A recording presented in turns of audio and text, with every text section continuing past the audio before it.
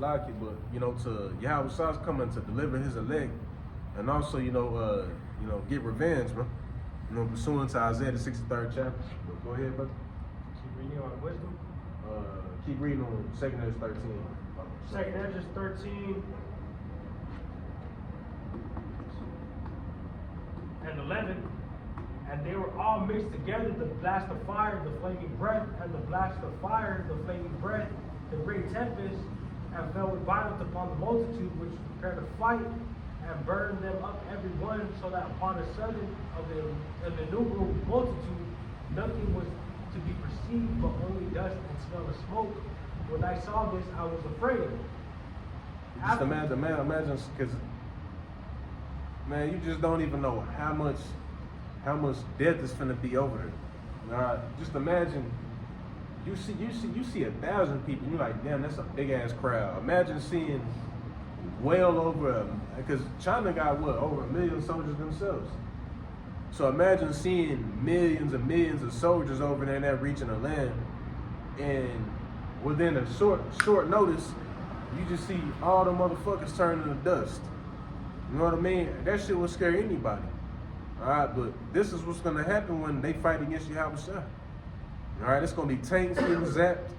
It's gonna be motherfucking jets flying, getting zapped out the sky, turning to dust and shit. You know what I mean?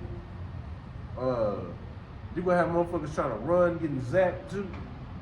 That's, you know what I'm saying? This is how they show you in the movie. The dude running and shit, and the chariots ain't gonna be missing. They ain't gonna be they skin your leg and you get a near miss. It ain't gonna be none of that. Hey, whatever the angels, the Allahim and Yahweh Shah want to hit, that's gonna hit they direct target, and that shit gonna zap your ass. But is there any more on that?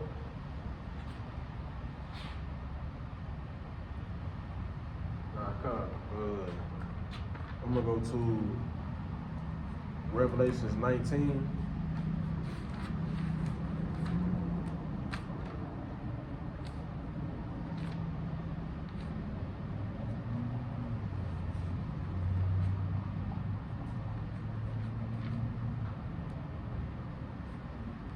So this is the book of Revelations 19 and verses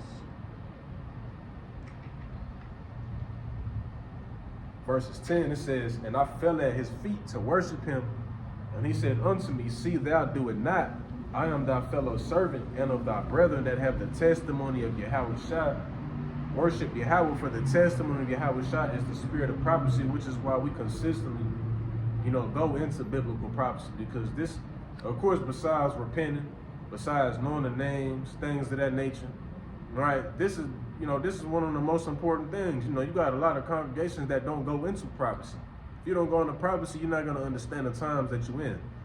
You're not measuring the times diligently. You know what I'm saying? You're not going to have a clue of what the fuck is going on. How can you even consider yourself to be a watchman? Are you going to be taken as a thief in the night? It says, there's another precept that says, Yea, brethren, ye shall know that ye shall not be, or paraphrasing, ye shall not be taken as a thief in the night. Because we're measuring the time diligently, man. We're staying on our watch, man. Ezekiel 33, like the brother said, man. Your brethren should not be in darkness, that they shall overtake you as a thief. We're not in darkness because the Lord is shining his light on us through his wisdom. And he's giving us a discernment to see the times that we're in, man. Hey, call out outside. So this is why we go into prophecy. We sound like a broken record, but we're gonna sound like a broken record until this shit happens. Until we taking up off the streets. That's how it gotta be. Jay gotta hear this shit over and over. This how merciful the Lord is. He got you hearing this shit over and over and over and over. To the point you get tired of hearing shit. You like, damn, all right, cool. You know what I mean? That's so he comes down and whips your ass. You know what I mean? By that time, it's gonna be too late, bro. Cause once the ass whooping start, you finna go back home. You finna go back to the spirit world, bro. Once the ass whooping really start. It say, verse 11, it says, "And I saw heaven open, and behold, a white horse. And he that sat upon him was called Faithful and True. And in righteousness he doth judge and make war." Yahweh Shah is going to come back to judge the righteous and judge the wicked.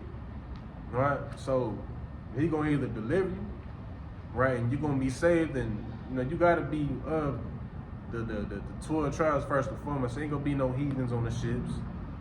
Ain't gonna be none. Ain't gonna be no wicked 2/3 nigga on the ships. All right. So you got to get this while you can. All right. But the Lord is gonna come back to get His elect, right? Those that were bidden to the marriage, and He's also gonna make war.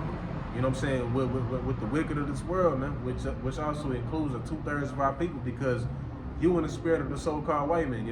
If you not in the spirit of Yahushua, you in the spirit of Shaitan, you in the spirit of Esau, bro. Alright.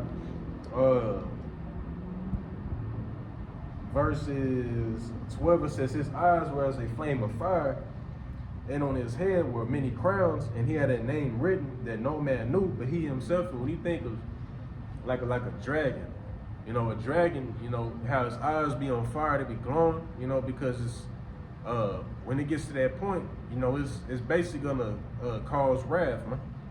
You know, and Yahushua is gonna come back to cause wrath. You know, like they say, the eyes are the windows to the soul. You know what I mean? Yahushua's eyes is a flame of fire, because he gonna come and bring wrath. And also, you know, of course, he used to drink wine, right? But he coming back to make war, man. All right, and he had many crowns upon himself, because he gonna come back and starting with the so-called white man, but he gonna take these nations out of their power spots, man. All right, so, and this is gonna happen right in the midst of World War III. You know, we read it in 2 Corinthians 13. You're gonna have all the nations, they gonna be fighting against each other. Then they gonna see you have a shot crack them clouds. You can just imagine the sound of that shit. You know, the chairs breaking, the elements and the sound barriers and shit. You know, because if you think, you hear a jet, you know what I mean, how it be, you know, breaking the elements and then, you know, the sonic booms and shit. What you think a chariot can do, bro? I mean, the chariot don't even gotta show no traces, you know. But you just picture it. You know, I remember I used to hear growing up that shit. That day gonna be so terrible that even the rocks is gonna start crawling and try to hide themselves. And they ain't literal, of course, but it just shows you how dreadful that time is gonna be, man. But you know, you got anything else you want to pull, brother? You know, this is gonna be you know, a quick camp. You know, Lord willing, the lesson was edifying, and that our sacrifice was acceptable in the eyes of Yahweh Shemashah. I don't run to Zah. You know, brothers and sisters did get something, you know, from their sacrifice, man. So with that being said, we're gonna go to face the east, closing out, giving all the glory and infinite praises to Yahweh, by Hashem, Yahushua, by Hashem Kakadash. Again, those are the names of the Heavenly Father as well as His Son, Yahweh, by Hashem, Yahushua. All right, double honors to the elders and the apostles who got millstone, who we are taught and do learn this truth 100% from. Peace and blessings be to you, Wa'aku, who are striving for the truth unto death, hoping for mercy as well as salvation in these latter days, man. So with that being said, until next time, Shalom, and Yahweh Shemashah Brakathon.